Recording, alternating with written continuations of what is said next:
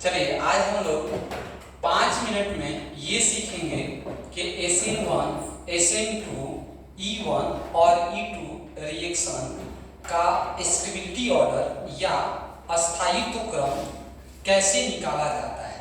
तो अगर आप इस वीडियो को देखते हैं तो SN1, SN2, E1 और E2 से आपका एक भी क्वेश्चन छूटने वाला नहीं है। तो कैसे स्टेबिलिटी ऑर्डर देखेंगे भाई?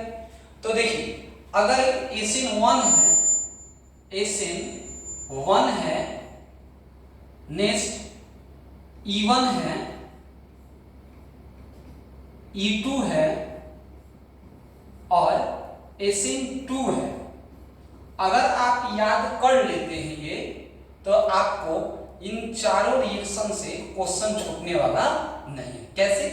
तो SN1 जो होता है यहां पर 1 डिग्री, 2 डिग्री, 3 डिग्री, फिर 1 डिग्री, 2 डिग्री, 3 डिग्री, फिर 1 डिग्री, 2 डिग्री, 3 डिग्री और यहां पर 1 डिग्री, 2 डिग्री, 3 डिग्री।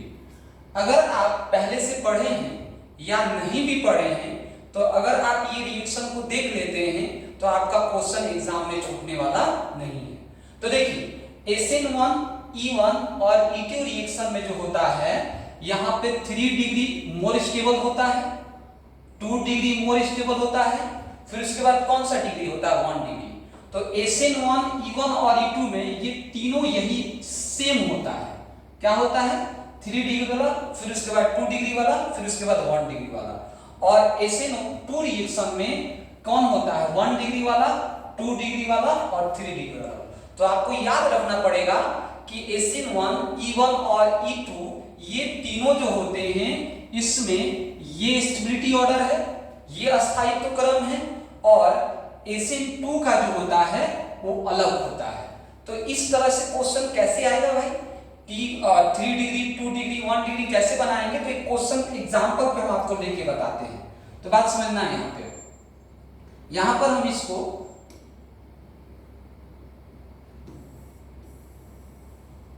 देखिए क्वेश्चन कैसे आएगा। क्वेश्चन है, एक एग्जांपल लेते हैं। एग्जांपल क्या है कि जैसे CH3 है, CH2 है और Cl है। ये पहला फर्स्ट नंबर है। नेक्स्ट CH3 है का होल ट्वाइस है, CH है, CH है और Cl है और ये दूसरा नंबर है। और नेक्स्ट है CH3 का होल थ्राइस और C है और इसके साथ Cl है। बात को समझना है और आपको सिर्फ एक एग्जांपल से SN1, E1, E2 और SN2 समझ में आ जाएगा। सिर्फ क्या करना है कि आपको यहां से Cl को रिमूव करना है, फिर उसके बाद यहां से Cl को रिमूव करना है और फिर उसके बाद यहां से Cl को रिमूव करना है। तो जब आप रिमूव करेंगे तो आप देखेंगे कि इसके ऊपर पॉजिटिव चार्ज आ गया, फिर इसके ऊपर पॉजिटिव चार्ज आ गया और फिर उसके ऊपर पॉजिटिव चार्ज आ गया। तो आप देख रहे होंगे कि जो कार्बन है, ये कार्बन कार्बोकेटायन है, ये एक कार्बन से जुड़ा हुआ है।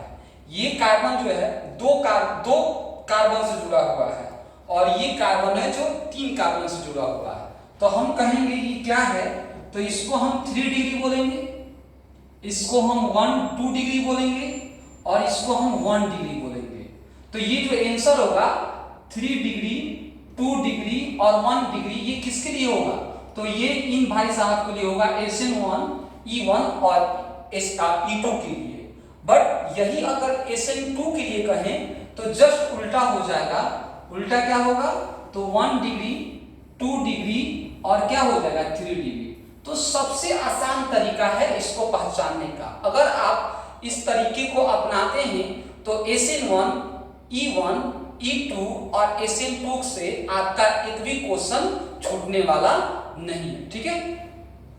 तो आप इस थ्योरम को आप देख लीजिए और इसके क्वेश्चन छूटेगा नहीं। ओके? तो ये वीडियो को जरूर देखें।